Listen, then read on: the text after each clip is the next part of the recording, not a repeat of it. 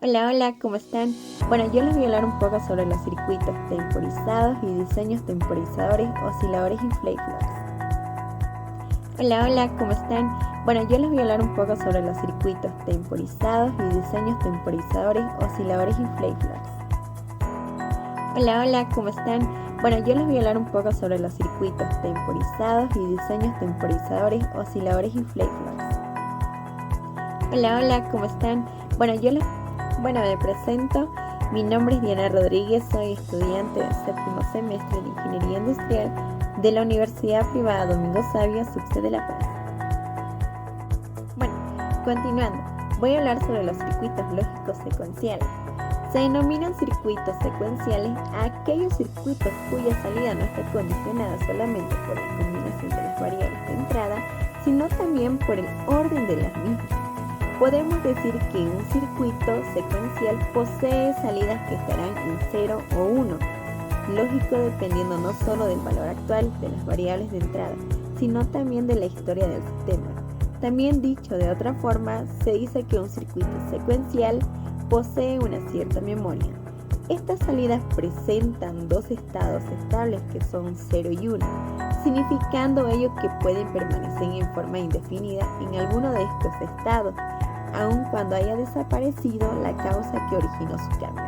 El cambio de la salida de estos circuitos se produce a través de entradas de control. Es por ello que ahora vamos a ver la clasificación de los circuitos. Siguiendo, clasificación de los circuitos biestables. Existen una gran variedad de biestables con distintas particularidades en relación a la lógica de control o disparo, forma de las señales de control, sincrónico o no sincrónico, con entradas sincrónicas o asincrónicas, etc. Aquí vamos a ver un poco de su clasificación y sus características principales. Bueno, ahora sí vamos a hablar sobre la clasificación por la lógica de control. Esta clasificación surge de la forma lógica de cambio de las salidas del biestable y por el cambio en los valores lógicos de las entradas de control. También hablando un poco más sobre la clasificación según la forma de las señales de control. Estos se producen al cambio lógico de sus salidas disparo mediante niveles de tensión en las señales de control. A estos biestables se lo denominan básculas o latch. También se clasifican ya a los que producen el cambio de su salida, que son los disparos, mediante el cambio de los niveles de tensión de las entradas de control.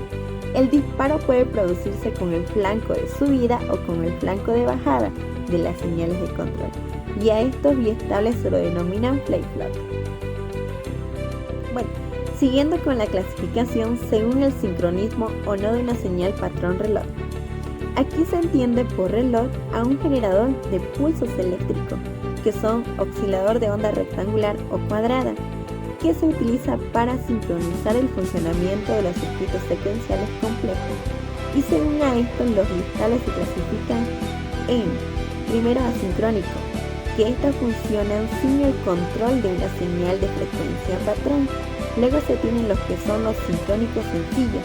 Estos ya son biestables de nivel que funcionan con una frecuencia de patrón. Luego seguimos con los sincrónicos edge. Son biestables cuyas salidas se modifican con el cambio de nivel de las señales de control, sincronizadas con una frecuencia patrón. Y por último se tienen los sincrónicos master slave, que son de funcionamiento similar a los edges, pero ya son obsoletos. En este punto vamos a ver las entradas sincrónicas y asincrónicas. Aquí los biestables van a disponer de entradas de control que pueden estar en sincronismo o no con la señal de reloj de sincronismo. Un ejemplo sería que las señales de entradas de control RC, JK, DOT son sincrónicas, pero también existen otras señales de control que modifican la salida, pero que no están sincronizadas con la señal de reloj. Estas entradas son puesta a 1 y borrado o puesta a 0. También vamos a ver la simbología utilizada para las entradas. Debemos de considerar que una entrada genérica A también puede darse en diferentes casos. Como se puede observar en la figura número 1, aquí la A es representada o es entrada asincrónica activada por nivel alto de tensión, un lógico. En la figura número 2 A es una entrada sincrónica activada por nivel bajo de tensión, ya con cero lógico. Y para la figura número 3, A es entrada sincrónica activa por flanco de subida, pero ya está con una transición de 0 a 1. Y por último, para la figura número 4, A es entrada sincrónica activa por flanco de bajada, pero ya con una transición de 1 a 0. Bueno, aquí vamos a ver las básculas asincrónicas.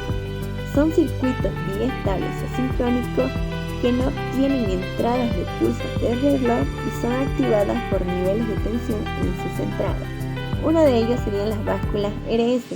Estas básculas se pueden realizar con compuertas NOR o con compuertas NAND, y en la figura podemos mostrar un circuito, y las tablas son las representaciones del NOR y del NAND. En la tabla, la QT simboliza el estado de la salida, Q antes de producirse el nuevo cambio de las señales de control RS, y asimismo la QT+1 va a simbolizar el estado de la salida después de producirse el cambio de las señales de control.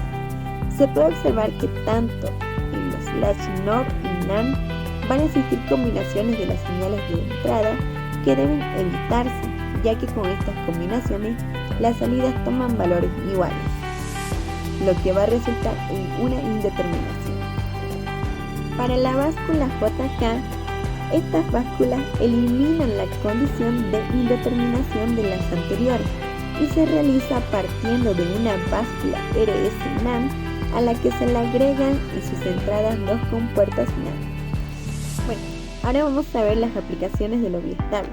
Los biestables tienen numerosas aplicaciones, por ejemplo serían las memorias activas, los contadores binarios, los registros de desplazamiento, los sistemas secuenciales para activar microórdenes en unidades de control de microprocesadores y eliminadores de rebotes de conmutadores. Ahora vamos a ver el conmutador sin rebotes. Hay ocasiones en que la entrada de un circuito es un conmutador que manualmente se coloca en la posición 0 o 1. Es por ello que hemos puesto como ejemplo la siguiente figura de un circuito. Esto puede ocurrir que al pasar el conmutador desde la posición 0 a la posición 1 se produzcan rebotes mecánicos en el conmutador. Estos rebotes pueden hacer que el circuito en cuestión interprete que el conmutador se accionó varias veces cuando en realidad solo se accionó una vez. Por lo tanto, el efecto de estos rebotes no es deseado y se lo debe anular de alguna manera. Una forma de eliminar los rebotes mediante un latch de RS NAND. Continuando, el registro de desplazamiento. Un registro de desplazamiento es una combinación de número de flip-flops que permiten hacer transformaciones serie paralelo y paralelo serie de número de bits. Es por ello que hemos puesto un típico circuito. Este circuito nos va a permitir memorizar y operar un dato. De este caso sería 4 bits. El registro de desplazamiento puede operar ese dato de la siguiente forma. Primeramente sería entrada de información serie a una determinada frecuencia y salida serie a una frecuencia distinta. Por consiguiente sería entrada de información serie, memorización y posterior salida en paralelo. Y por último sería entrada de información en paralelo, memorización y posterior salida en serie. Todas estas anteriores funciones son esenciales para un ejemplo en Azusa, que son dispositivos que permiten una comunicación serie entre dos dispositivos como ser las computadoras, los módems, los PLC, etc. Y es por ello que también vamos a mencionar algunas funciones del registro de desplazamiento, que son el conversor serie paralelo, el conversor serie a serie y el conversor paralelo a serie. Ahora vamos a ver los circuitos contadores. Estos son circuitos realizados con flip-flops conectados en cascada y cuya finalidad es contar impulsos o eventos, medir tiempos, medir frecuencias, etc. A estos se los clasifican en dos formas, asincrónicas y sincrónicos. Por otro lado también tenemos el contador binario asincrónico. En este caso tenemos un contador con 4 flip-flops, es decir, con una cuenta de 4 bits que se pueden hacer 2 elevado a 4 y nos va a dar 16 conteos, y cuyo código resultado va a estar disponible en la salida Q3, Q2, Q1 y Q0. Y a esto, cuando los pulsos a ser contados se los introduce en la entrada del reloj del flip-flop de la izquierda, En todos los fly flows las entradas JK se conectan a 1, lo que hace que los fly flows se comporten como tipo T, es decir, la salida Q va a cambiar por cada pulso que se le aplica a la entrada del reloj CK, en este caso en el flanco de bajada. También se tiene el contador descendente asincrónico. Este contador cuenta en forma descendente.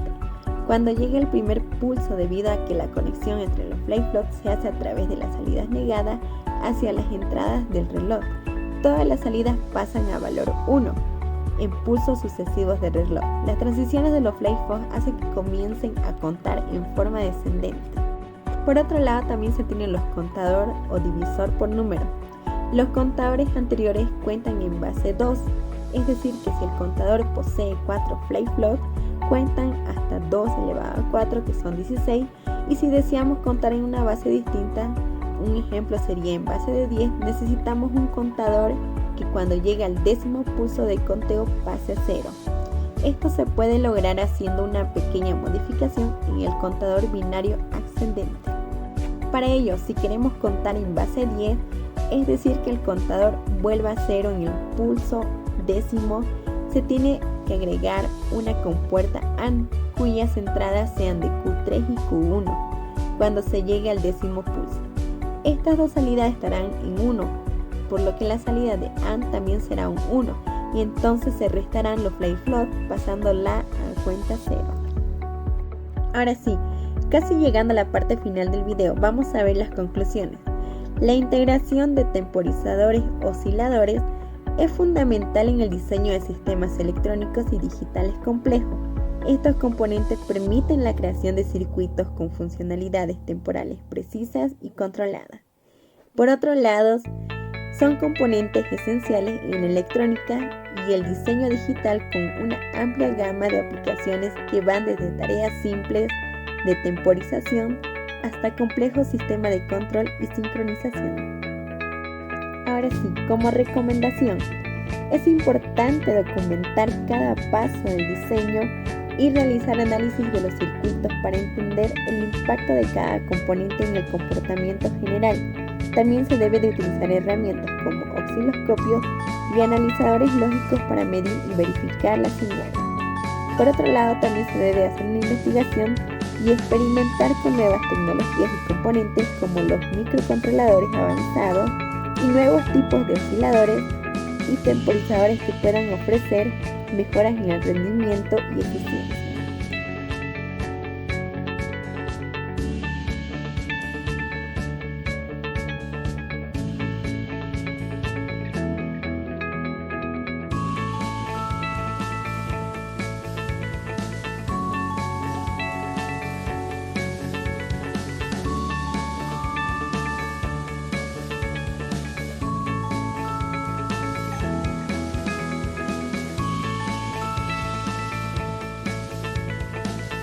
Ahora sí, con toda la información adjuntada para esta actividad, he llegado a concluir con la investigación e información que obtuve acerca de los osciladores, temporizadores, etc.